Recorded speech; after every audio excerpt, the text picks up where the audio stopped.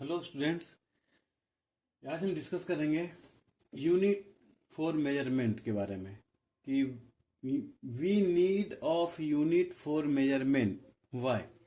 हमें मेजरमेंट के लिए यूनिट की आवश्यकता क्यों पड़ती है। तो यहाँ हम दोनों टर्म को देख लेते हैं कि पहले मेजरमेंट क्या होता है और यूनिट क्या होता है ना। मेजरमेंट क्या होता है और यूनिट क्या होता है, दोनों टर्म को हम देखते हैं।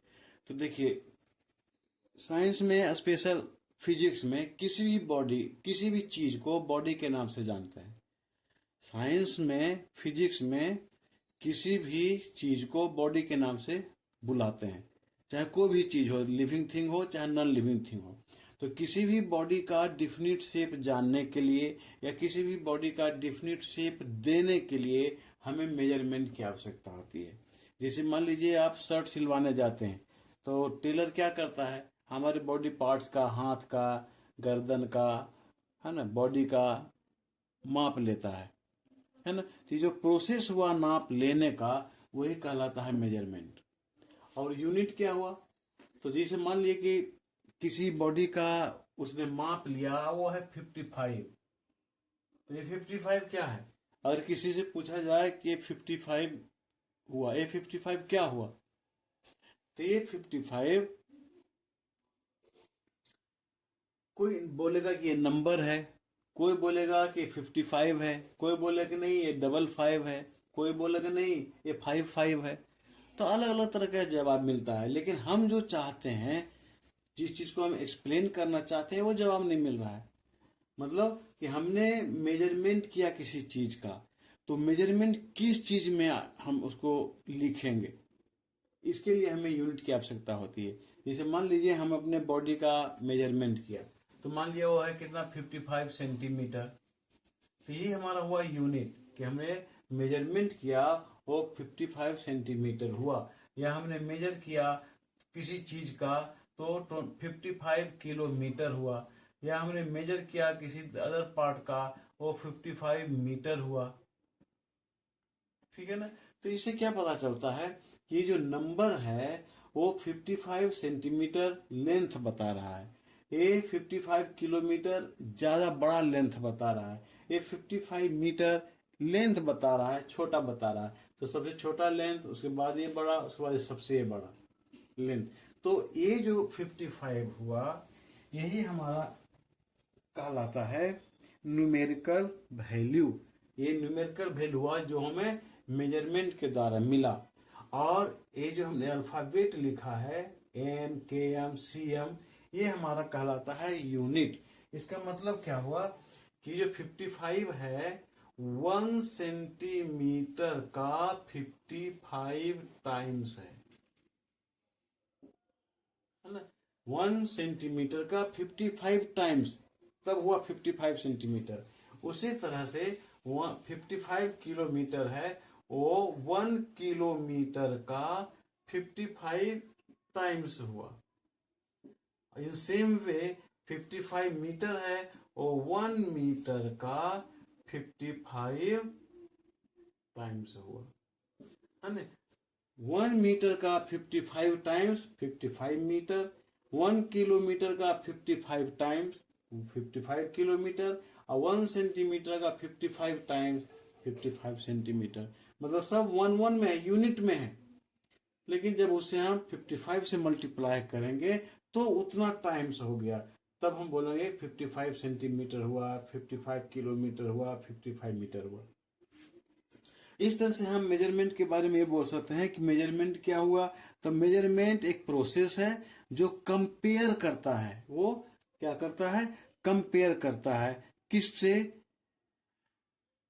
फिजिकल क्वांटिटी के साथ किसी स्टैंडर्ड क्वांटिटी के साथ। वो क्या करता है, कंपेयर करता है। ठीक है। और इसके दो पार्ट्स हो जाते हैं, दो थिंग इसमें हमको मिलता है, दो चीजें हमें मिलती है। एक मिलता है यूनिट और दूसरा मिलता है न्यूमेरिकल वैल्यू। दो चीजें मिलती है। तो इस तरह से हमने क्या देखा कि किसी भी बॉडी का डिफिनिट शेप देने के लिए या किसी बॉडी का डिफिनिट शेप जानने के लिए हमें यूनिट और मेजरमेंट की आवश्यकता होती है। यानी यूनिट के साथ न्यूमेरिकल वैल्यू होना चाहिए। मेजरमेंट तो प्रोसेस हो गया, बिना प्रोसेस के तो हम प्राप्त ही नहीं कर सकते हैं, इसलिए प्रोसेस जरूरी है, मेजरमेंट जरूरी है। अब मेजरमेंट के द्वारा हमें क्या मिला? मेजरमेंट के द्वारा हमें मिला यूनिट और न्यूमेरिकल वैल्यू, दो चीजें मिला। ये है क्या कहलाया? न्यूमेरिकल वैल्यू, और ये क्या कहलाया? यूनिट। तो मेजरमेंट में हमें दो चीजें मिलती है, एक यूनिट और यूनिट के साथ रहता है न्यूमेरिकल वैल्यू। तो हम समझते हैं कि अब ये क्लियर हो गया होगा कि हमें मेजरमेंट के लिए यूनिट की आवश्यकता क्यों होती है ना? क्योंकि ये जानने के लिए कि न्यूमेरिकल वैल्यू है वो किस यूनिट में है, उसका शेप साइज क्या है। जैसे मैं एक बार फिर रिपीट करता हूं, अगर मैंने 55 लिख दिया, यहां लिख देता हूं मिलीमीटर, इसका मतलब क्या हुआ कि बहुत छोटा लेंथ के बारे में हम डिस्कस कर रहे हैं। अगर मैं 55 लिख दूं किलोमीटर, इसका मतलब है कि बहुत लंबा डिस्टेंस के बारे में हम डिस्कस करने वाले हैं। तो यूनिट के आधार पर हमें पता चलता है कि जो न्यूमेरिकल वैल्यू है उसका अपना रियल वैल्यू क्या है, बड़ा है कि छोटा है, कैसा है, वो यूनिट के माध्यम से हमें पता चलता है। दूसरी चीजें हैं, यूनिट के द्वारा हम स्मॉलेस्ट, छोटा से छोटा और बड़े से बड़े चीजों का शेप साइज जानते हुए एरिया भी प्राप्त करते हैं। जैसे 55 मिलीमीटर है, अगर यूं ही हम लिखेंगे तो 55 मिलीमीटर लेंथ कहलाएगा, लेकिन अगर हम 55 मिलीमीटर पे पावर दे देते हैं 2, इसका मतलब ये एरिया हो गया। और 55 मिलीमीटर अगर हम पावर दे देते हैं Q, इसका मतलब वॉल्यूम हो गया। तो देखिए यूनिट से एक स्टेप और आगे बढ़ गया। अगर हम केवल मिलीमीटर लिखते हैं, इसका मतलब लेंथ हुआ।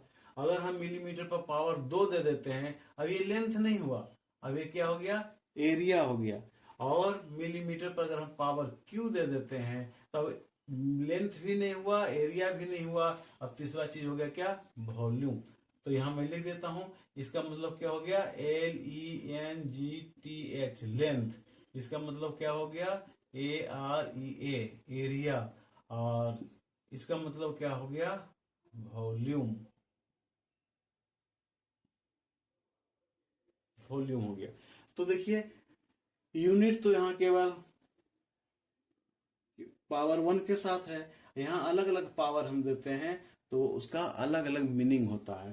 तो यूनिट का इस्तेमाल हम लोग डिफाइन करने के लिए करते हैं किसी नंबर का, कि जो नंबर है वो रियल में क्या है, उसका पोजीशन क्या है, उसको अलग अलग हम यूनिट से डिफाइन करते हैं, अलग अलग यूनिट से इंडिकेट करते हैं as per our requirement, as per our need. अपने जरूरत के अनुसार, अपने आवश्यकता के अनुसार हम उसको अलग अलग यूनिट से डिफाइन करते हैं, लिखते हैं। अब आगे हम डिस्कस करेंगे कि यूनिट कितने तरह का होता है। 2 तरह का होता है, फंडामेंटल यूनिट और डेराइव्ड यूनिट। अगले वीडियो में देखते हैं। तब तक आप अपना ख्याल रखें।